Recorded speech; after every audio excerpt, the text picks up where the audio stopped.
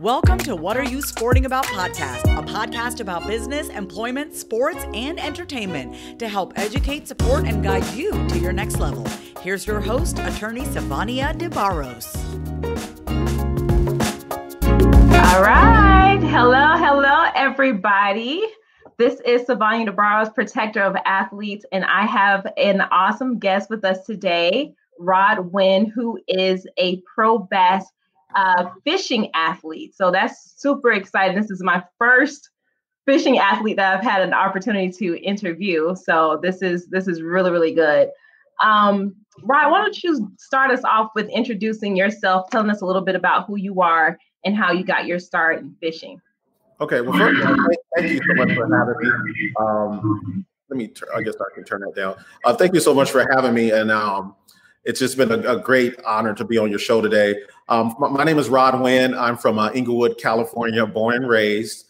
I'm 45 years old. I'm a father of two, and I am an avid regional professional bass fisherman. And I got started fishing by my dad, who took my brother and I fishing at the local beaches here on the local jetties over here, Marina Del Rey and Redondo Beach when we were kids, like really small kids. Just the fact of catching a fish as a kid, that's a moment that you will never ever forget, and it just stuck with me just by watching shows on TV. Because I'm gonna be honest, growing up in Inglewood, we didn't necessarily have all the fishing shows in Inglewood because that wasn't a prominent thing in the inner city. Right. Being a black guy, these fishing shows were coming on a channel, and I'm going to age myself right now, but it's a channel called TNN, and that was called the Nashville Network. And that's where all the fishing shows used to come on. So I used to have to try to figure out a way how to watch those. And that's where my love of fishing, and especially bass fishing, just grew upon leaps and bounds. And I'm still with it today. And this started back when I was, like 5 years old. So, 40 years into the game. That's really amazing. So I want to touch on something really quick that you talked about, coming from Inglewood, this little black kid that's interested in fishing. And the funny thing though, so I'm from Florida, the country, have uncles and grandfathers, all kind of people who love fishing. That was never my thing because I can't stay still that long and I can't stay quiet that long. But as a sport, right, as a competitive sport, we know that most Black people are not represented in fishing, right? So coming from where you come from, and now being a part of a community of athletes who don't necessarily look like you, have there been challenges that you face that you've had to try and overcome? And are there still some issues that you face being a Black man in fishing? Absolutely. And, I can go back to when I first started fishing, as a kid, people just was amazed to see a Black kid fishing and taking it serious. And I can give you a quick example, just like I used to literally catch the bus with my fishing rods on the world famous Crenshaw Boulevard. We know Crenshaw Boulevard is famous for everything. And I used to ride the RTD, which is the MTA now, up and down Crenshaw Boulevard to my local lakes with my fishing rods. And people used to look at me like, who's this little Black kid on the bus by himself or with his brother? Where are you guys going? What are y'all doing? And, you grow to know and love and just appreciate that attention. But at the same time, the first stereotypical thing that you have to shake is the fact that most people think that, especially Black fish people or fishermen for that fact, they think that we're all about catch and eat. And that's not necessarily the case with me. For the most part, especially when I'm fishing for bass or in these tournaments. And that's something that my mother, being a Black mom, she had to really get a grasp of at an early stage when we were fishing, because we would go fishing and she gave us money or whatever to catch the bus and gave us money to buy bait or whatever. And we're like, yeah, we caught some fish today. And she's like, well, where my fish at? Where they at? She's like, where they at? And we're like, we threw them back. You threw them back? She was not about that. She was not she didn't comprehend that. But the more she got to understand and understand what our goal and our mission, that was like our push. She started to support us more and more with that. Well, and the segue to that is that's the stereotype that you have to shake, because people, when they meet me, or they see me, the first thing they think, oh, you fish? Oh man, shit, y'all be eating good. Y'all be eating good. And 9 times out of 10, I'm really not eating. I am eating good, but it's not the catch that I've caught. Because we as fishermen, we have to be environmentalists because we practice what we call CPR, and that's catch, photo, release. And that's a big thing for us because being a conservationist in the fishing world, there's so many good fishermen and there's so many guys out there. If we really kept all the fish that we caught, we really wouldn't have anything to catch because the fish just don't grow as fast, or they don't have babies as fast as you think they would, because there's a lot of predators and a lot of other things that they have to go through. So the catch, photo, release is a big thing for us. And, first of all, shaking that stereotype, once I get people to understand the type of fishing we do, there's a whole different mindset. And just speaking about the fact about being a Black guy in the fishing world, especially heavy engraved in the fishing industry, where it's predominantly always been a white man sport. Coming back from the days of, it's a Southern thing. It's a East thing for sure. These guys are coming from areas where there's not a lot of Black people, and it's predominantly white guys who have ruled this sport for forever. They got their shirts tucked in. Nobody has no swag. Everybody's kind of like run of the mill type of same guy, got the same country drawl. And then you get guys like us, and I'm not the only one out there now, but there's literally a handful of us, and I'm not exaggerating, a handful of us. I can probably count 10 guys who are really serious in the whole game about this. And it's starting to evolve and it's starting to change things. And there are challenges. I do see that, there's some opportunities that I feel like that I could have had that I feel like I was more than qualified for. And I just didn't get, or, there's some situations where, and I'm gonna give you a real time example of like today, right now in the day and age of social media and Instagram and things like that. There could be guys like me or other guys like me or who look like me who are putting together solid content, because social media is a big platform for fishermen as far as garnishing sponsorships and relationships with companies to help you in your pursuit of bass fishing. And we could be putting out some very good content. We could be putting out some really home run stuff, and we won't get the recognition that a lot of these other guys who are in different races are getting. We get a lot of unnecessary hate, and I'm using hate like, haters, a lot of haters just for the fact they see me. I have a Ranger boat, which is one of the most glorious boats on the land. And, they're like, oh, this guy, he's out here wearing J's and he's fishing in a Ranger boat. A lot of guys just aren't cool with that. So, I have to fight even that much harder as a Black man to get recognized, or for lack of a better term, accepted, because I'm not trying to be accepted. I'm going to do what I'm going to do regardless. But I do want to make sure that I'm a positive figure for my sponsors and the partnerships that I have, because I do have sponsors, people you see back here on this wall. That's just a few of them. And also for my son as well. I try to be a good father figure for him, because he realizes that fishing is a big part of our life as well. I love that. I mean, you said a mouthful, right? So yes, and I'm sorry about that. I'm sorry. No, I absolutely love your passion for this sport, right? So a lot of people who may not be involved in fishing in any type of manner, whether it's recreational or professional, they may not think that there's a lot to come from it. But when we see different people in different sports, different backgrounds, and they experience things differently, they bring a completely different perspective to the entire world just because of who they are in the different rooms that they walk in. So let's unpack a little bit. So you see this banner says diversity and inclusion issues. So technically, from what you said, that is still an issue that you are facing. Hi, handsome. That you are facing in pro fishing. So, and we've seen so many issues, especially this year with the stay-at-home orders from COVID-19, which has made people become extremely aware, or just wake up and actually look at what's going on with Black Lives Matter and diversity issues that need to actually be implemented in different programs, with athletics, with society, period, right? So even with all of these adversities that you've been experiencing, there is still room to grow with diversity and inclusion in pro bass fishing. Absolutely. I definitely want to say that, in bass fishing, there's a lot of room for that, and it's a regional thing as well. We have a lot of tournament organizations that won't even come out to the West Coast because they use an excuse of, oh, it's too far for our guys to travel and things like that. I do wish that, more brands would recognize, an African-American person as being a valuable asset to their companies, just like everybody else. Yeah. We're capable of doing everything that these other guys are capable of as well.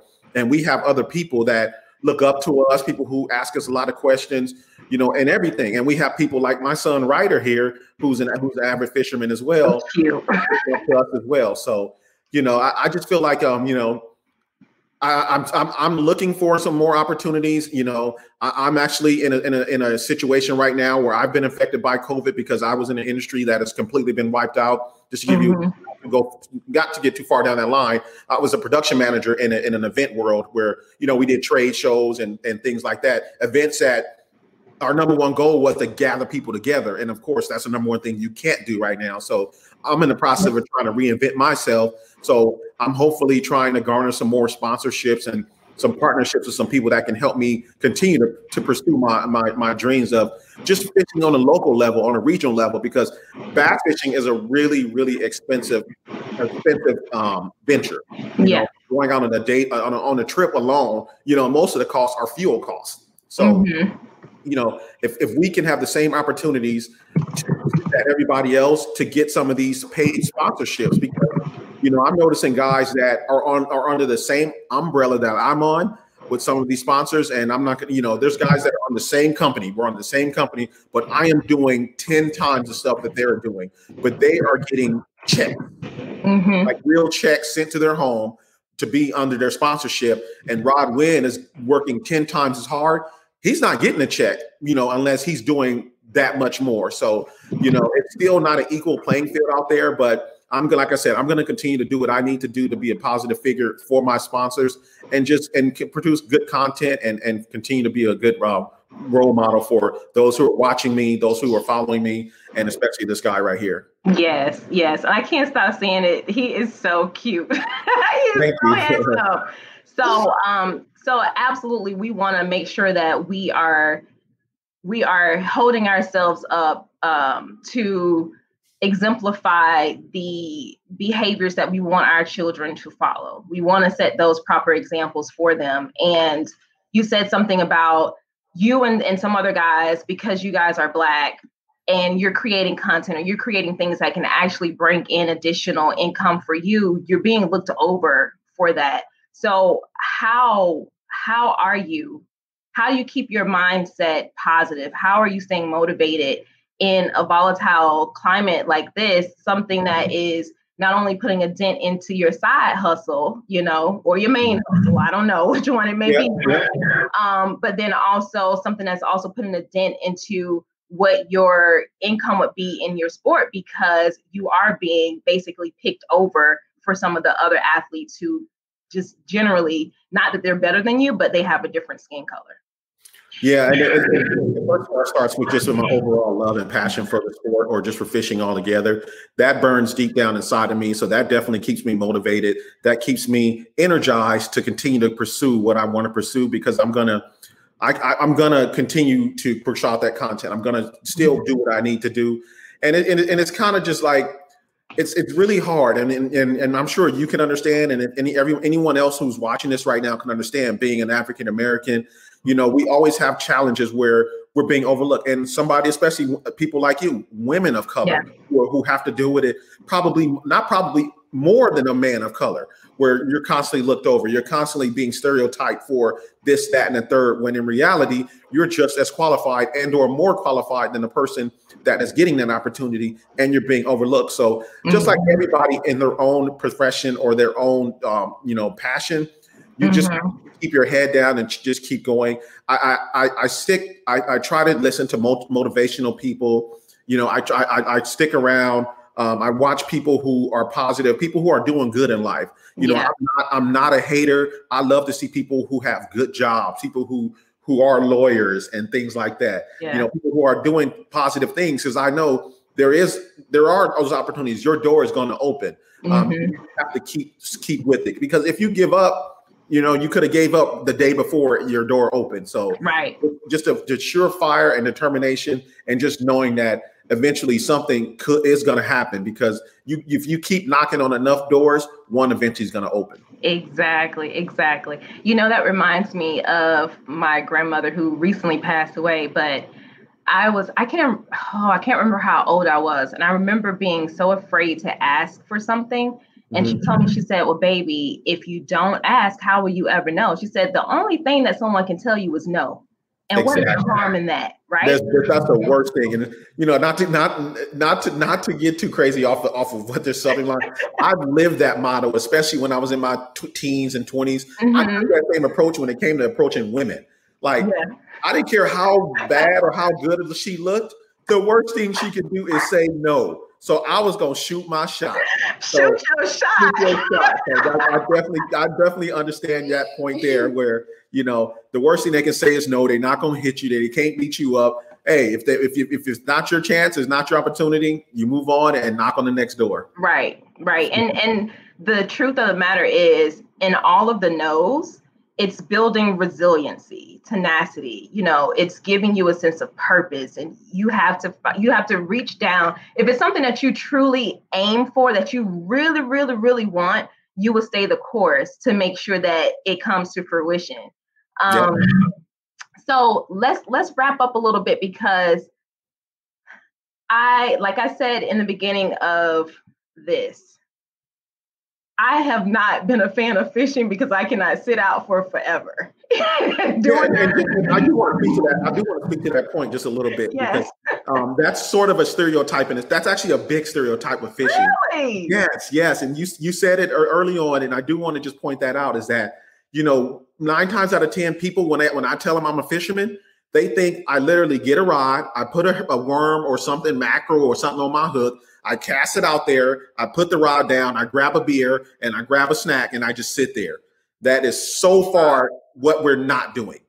With the way we're fishing, as far as like most of the time, you guys can see on my Instagram and also my YouTube. I see that you shared my social media channel, so thank you for that. But bass fishing is a real intense. It's a real sport to where you're constantly casting. You're never just sitting ever. You're always looking for the next target. Your legs, like you see a tree right there, you need to cast and get next to that tree, because bass are they're species where they're going to hide under trees and rocks. So you're constantly casting, and just like Ryder knows, he knows to make that good cast. Yes, and you're going to throw what crankbait? Yes. On Thursday. So bass fishing is definitely it's the fishing that you are thinking. There is that type of guy, but I don't fish like that hardly ever. Like hardly ever. It's always some real a real sport type of fishing. So it's a real cool deal. Yeah, and one of our viewers said it is definitely an art and it's a real sport. Yes, Robert. Thank you so much, Robert Jr.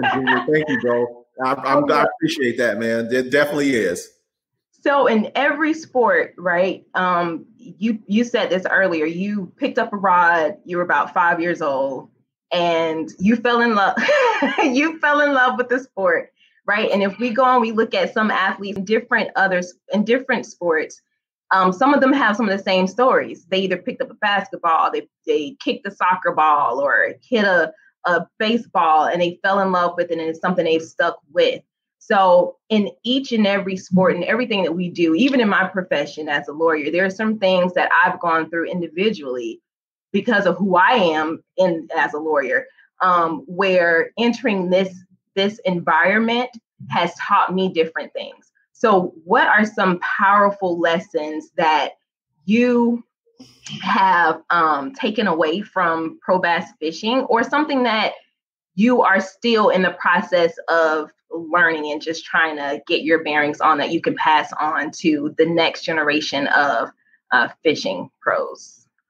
I think one of the most powerful things bass fishing or fishing in general is that, there's a cliche say that a bad day fishing is better than a great day at work. So that's one thing I've learned about that for sure. But that's all jokes aside.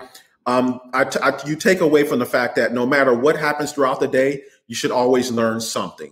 You don't always catch something when you learn. You don't always catch something when you go fishing. There are times where I go out there and I don't catch a thing, but I try to make sure I took something away from that day that's definitely going to help me in a future fishing trip. Because, it could be something where the water, because there's so many different variables in fishing, especially bass fishing, from water clarity to the moon phase, to the sun, to the wind, to the current, water clarity. And water, it's just so much. So you have to keep a virtual, or not a virtual, just like a memory bank of these types of the climate and all that stuff. So you think you have to remember, okay, on this day, the weather was like this. Well, let's remember that next time, because you might have to run into this again. So don't ever come away from the day as if it was a wasted day. It's always a day full of learning, full of being outdoors, and just being outdoors and just enjoying the elements. And it's been a great thing. Fishing has been a great thing to know and to have in my pocket, especially right now during the pandemic,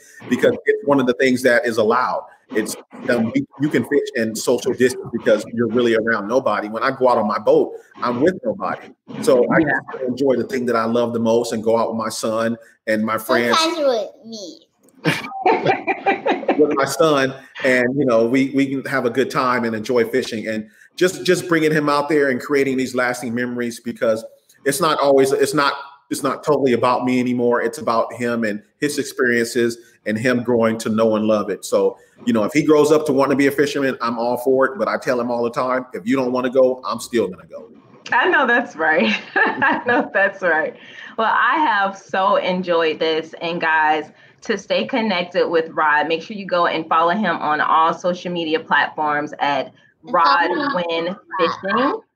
What is it, little man? TikTok. Oh, okay. So he's on TikTok as well. So you guys definitely make sure you follow him. I have absolutely learned a lot in this interview. We have learned that there are so many adversities that fishing athletes are impacted with, especially when you are Black and coming into a predominantly white sport, but also keeping your head up and staying motivated is the key to success, to keep doing something that you absolutely love. Don't let anyone push you out of something that you truly enjoy doing. I want you guys to go and follow me on Facebook and Instagram at What Are You Sporting About. Make sure you get your book. We have a book here. Okay, What Are You Sporting About? This book is for it's for aspiring, current, and former athletes in business. So we also talked about being the only one in the room. And in this book, I do break down and talk about how I was the only Black soccer player as a kid, and not having representation, it matters. And now we are still finding ourselves being the first in the rooms, trying to pave the way for the next generation. So go ahead and check out that book. And listen, if you want to just stay connected with me, make sure that you sign up for my newsletters at prosportlawyer.com. I'm also going to be hosting a 4-week course on ins and outs of contracts starting February 1st. So if you are the athlete that is in business, thinking about starting business, or you are someone who maintains a net 6-figure business, you need to be in the room. Make sure you go to my law firm website and sign up for that. And I'll put that in the chat for you guys right now. So you want to go to DeBarros.com. And I just want to throw this out there, just because this is my opportunity to do so. If anyone out there needs to get any more brand impressions and they're looking to support somebody that's in a positive environment, I do a lot of traveling in my vehicle. We can do wrap vehicles, wrap boats. We can talk about a deal. So if you guys have any opportunities that anybody wants to throw my way, I'm all ears, and I definitely appreciate it. Where would they connect with you at? All of my social medias is fine. They can connect on me on social media, Rod Wynn Fishing. Or if you want to send me an email, it's rodwynfishing@gmail.com. All right. So you guys heard him, rodwynfishing@gmail.com. So I'll do you one better. What we'll do is we'll get all of his information, and it will go out in the new year in our newsletter. So all of you guys can stay connected with him and make sure you get your branding on deck. If you need a sponsor, holla at Rod. Okay. It has been my pleasure, Rod. Thank you so much for coming and bringing that little cutie with you. Thank you. Thank you for having me. I really appreciate it. This was so fun. It looks good too. This is like professional right here. You got your scrolling bar down there, and your little changing of your subjects and stuff. I like that. I'm trying to do something right. Okay. Man, I like that. One looking crazy. It's like Wynn fishing. Yep. Rod Wynn fishing. So look, guys, I'm so glad that you joined us today. Thank you for the comments and for interacting with us. This is Sivonnia DeBarros, protector of athletes. I am here to guide you, support you, and educate you to your next level. Until next time, take care. Ciao. Bye.